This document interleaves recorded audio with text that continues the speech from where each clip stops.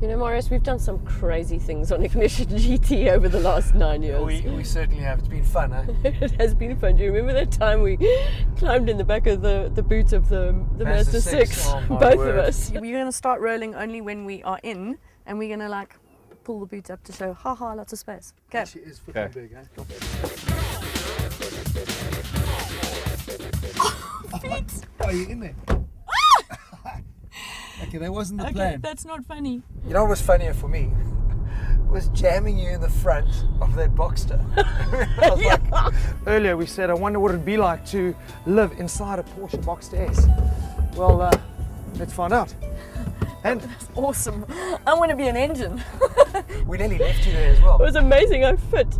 Speaking of jamming, do you remember when we shoved you and your Sevens rugby mates all in the night tent? Jeez, and pirates. And we still scrummed against the car and did. dented the bonnet. Okay, let's not remember that. Yeah. But I suppose we've got to be fair. Not all of the things we've come up with, these wild and wacky, crazy Yeah, ideas, have sometimes worked. they're just stupid. Yeah. There's one that stands out. Absolutely. You know the one, eh? I know the one you mean, the Yeah. Citroen DS5. Geez, we were so enamored with that interior. We thought we could telepathically communicate how wonderful it was. Yeah. Not What only- were we thinking? Not only with each other, but with the public watching the show. That crashed and burned. And it brings us back to the car we're in today, because this is very much an interior that we are blown away with. Absolutely, but we're going to do this one right.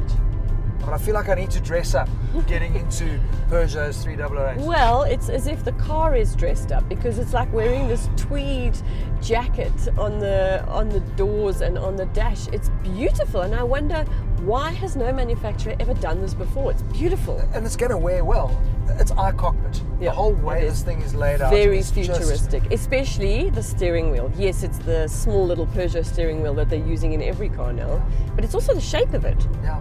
Yeah, I know it's going to freak people out. We complained before that with the short wheel on like the 2.8 GTR, we couldn't see the instrumentation.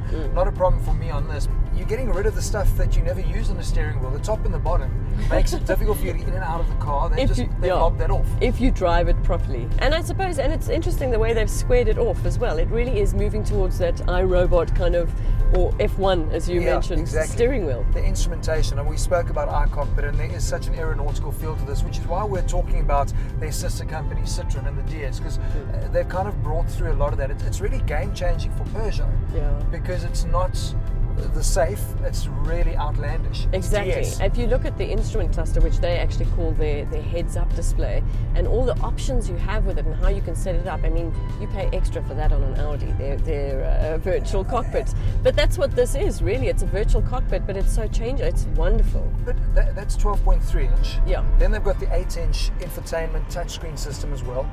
And this is what sets the French apart from all the other manufacturers. This is standard fare, standard kit, irrespective of which model you're getting. Yeah. That for me is amazing. Yeah. And I love these fast buttons. I mean, the little chrome dials to get you through the various settings. It's It does take intuitive. a little while to respond, but it is very intuitive, and obviously the screen is touchscreen as well, which makes it super easy.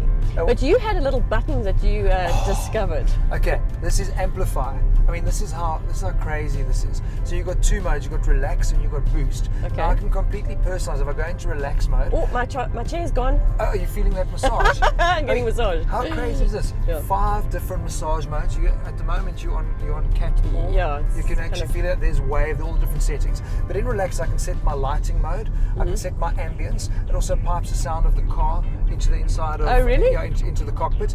I can set my drive. How I want What my car sound to of the drive. car? It doesn't really sound. It doesn't. I mean, it's a 1.6 turbo. We'll get to that now. Okay. And then fragrance. There are 3 fragrances. I can set the intensity. At the moment, we've got harmony wood, Yeah. and then obviously massage. But if I'm feeling like, I've had a relaxing day, I want to spice things up, I go into boost. Immediately you'll feel different massage. Yeah, I know, The it's a bit harder. Yeah, the car's now in dynamic mode. The lighting has gone into fiery red.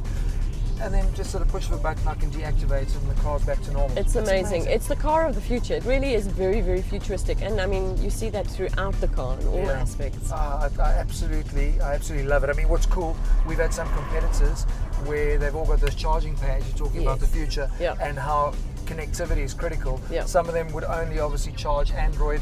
This has got the mirror link for Android and obviously Apple CarPlay. So I've plugged it in. It works. It's there's my phone. It's amazing. It's got plenty of tech, but space-wise, those back seats look a little bit cramped. I mean, the car is longer than it was before, quite substantial. I think it's 80 millimeters bigger on the wheelbase. Well, important. It's running on its all-new platform that Peugeot is using across the range. So it's 100 kilograms lighter than the previous model as well. Yeah. The dimensions have changed. From a boot perspective, I mean, that's critical. Overseas, they don't run with a full spare. That boot is 590 litres, which is massive. That is huge. We're running a full spare, so we don't have that double tray, which Peugeot has always had. But flip the seats forward, quick little release button from the boot. You got 1,600 litres. And the front seat, passenger seat flips forward too. Insane. Yeah. And the roof. Very usable. You see, I love this. I can just sit and play. So you're loving this car. I love it. I mean, this roof comes standard too. You can open it. Across the range. Yeah. Did you hear that little beeping noise? Exactly. That's lane change. Let's talk about safety. Euro NCAP rating, top rating. All the safety stuff on it, lane departure, it even brakes for you up to speeds of 80 k's an hour, 60 kilometers an hour with pedestrians. So this is a super, super safe car. It's got that covered. Let's just talk about the drive quickly. We're going on about this car. Well, you going on about this car particularly because you're so in love with it. But let's talk about the drive. Actually, very nice. The 1.6 THP. It's an engine that we know, we love. 121 kilowatts, 240 newtons. It rides very nice as well. Quite a supple ride.